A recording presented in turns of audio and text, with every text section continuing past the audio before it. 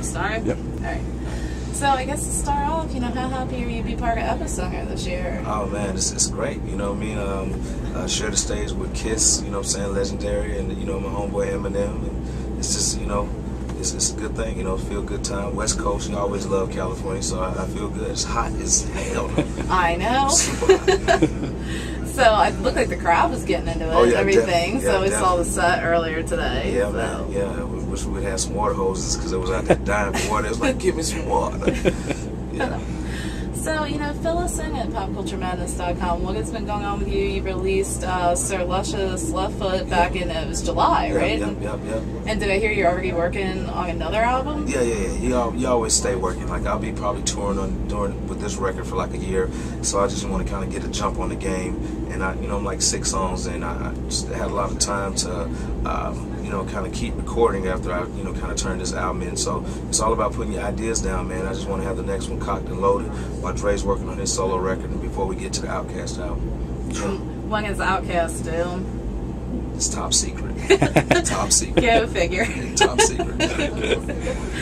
So what are some of your main musical influences, even early on? A lot of, I listen to everything, you know what I'm saying, from Parliament Funkadelic to Kate Bush, Bob Marley, NXS, Led Zeppelin, the Beatles, Isley Brothers, Aretha Franklin, Bobby Womack, Janis Joplin,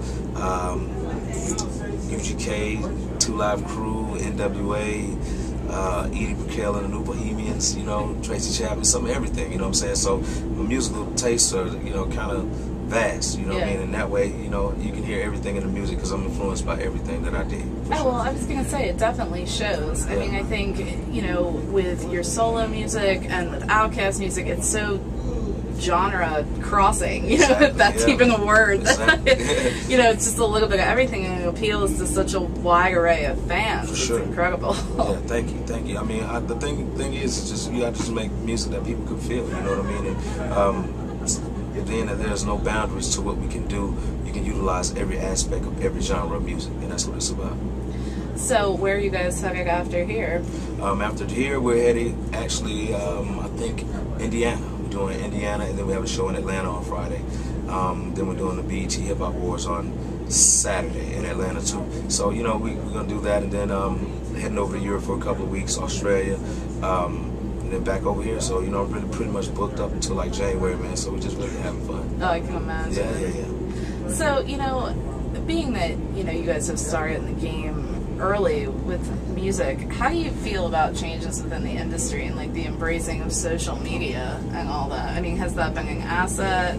Yeah, I think definitely the social media has definitely been an asset to artists, especially established artists, you know, because you don't have to depend on record labels or record companies to issue out your music to your fans. You got direct to connect with them through Twitter and MySpace and Facebook, or however you do it, you know what I mean? Like, that was one of my campaigns early on. Started off with this album.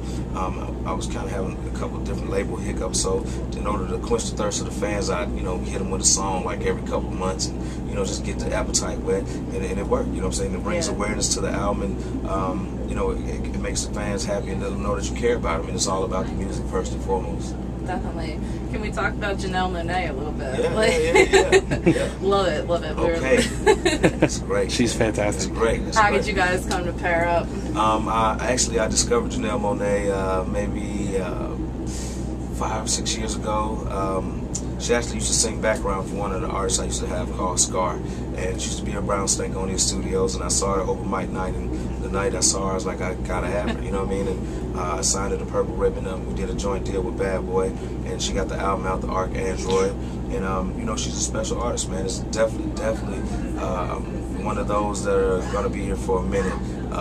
You know, trend setting, and she's very involved in every aspect of her projects, and that's what I like. I like artists that I work with to take control of their own destiny and, you know, put their own input into it. Like, I'm just there as, you know, kind of like your big brother, whatever, and kind of like, you know, share some of my secret recipes with you. But when you got a lot of ideas like she got, man, it's not a whole lot that you have to do with her. That whole Wonderland Art Society, they're incredible, man. Yeah.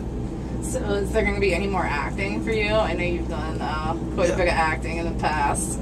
Yeah, I was curious. Yeah, definitely. I kind of been, putting the acting thing to the side because, I'm really digging the music right now, and I'm kind of in my zone. So probably like next year, there's a couple of projects that I've been throwing around with my team and that I might want to do. But for right now, it's about the music. I want to keep the music pumping, man. If people want the music, and we got to keep moving crowds. That's what we're doing. So how easy is it for you to switch hats between work with Outkast and solo work? It's pretty easy, man. I mean, like, we both, me, Dre, produce, write, arrange, do all aspects of the music, so we're pretty much self-contained, you know what I mean? And the biggest difference I can say of being in a group and being solo is the writing load, you know what I mean? We write all of our own stuff, so if I'm writing records, doing a solo record, it's like double the writing, so I'm writing all the songs, you know what I'm saying, the hooks, the bridges, you know what I mean, producing and doing all the aspects, but it helps me to complete my vision of what I want, so it's not a big difference, you know what I'm saying, when it comes to Outkast, and you have somebody to bounce off of. Right. Yeah, for sure. So when you sit down to write, what generally comes first for you? It depends. Like with this particular record, I camped out with the beats for maybe 2 or 3 years before I even put a single lyric on them. So I listened to the beats for 3 years before I dropped anything on them. Then I recorded for another two years on them. So that's like 5 years with the same music. So if they stood the test of being still groovy to me after that period of time, I know that when I give it out to the fans, they're gonna be able to enjoy them for some time to come, man. So that's the thing.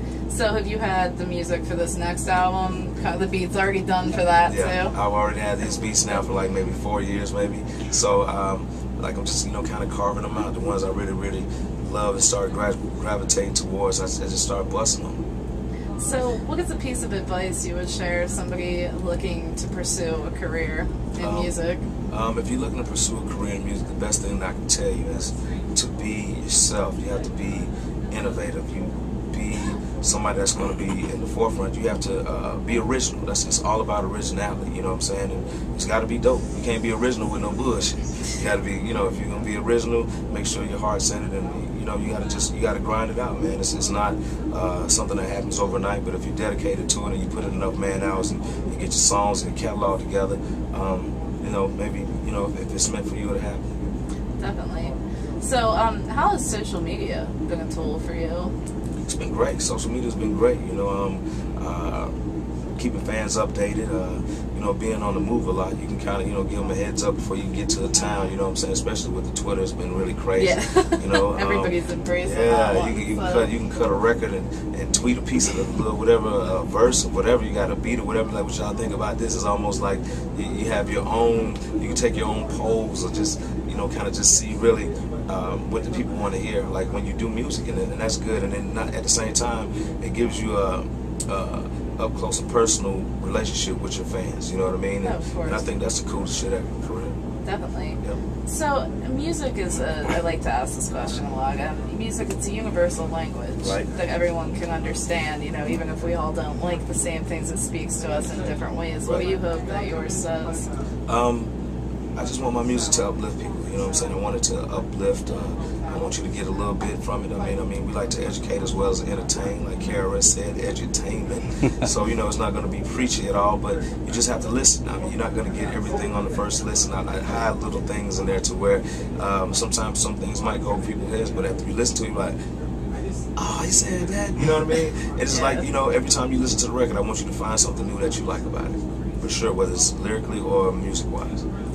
Great. Well, thank you so much for taking the time out. Appreciate it.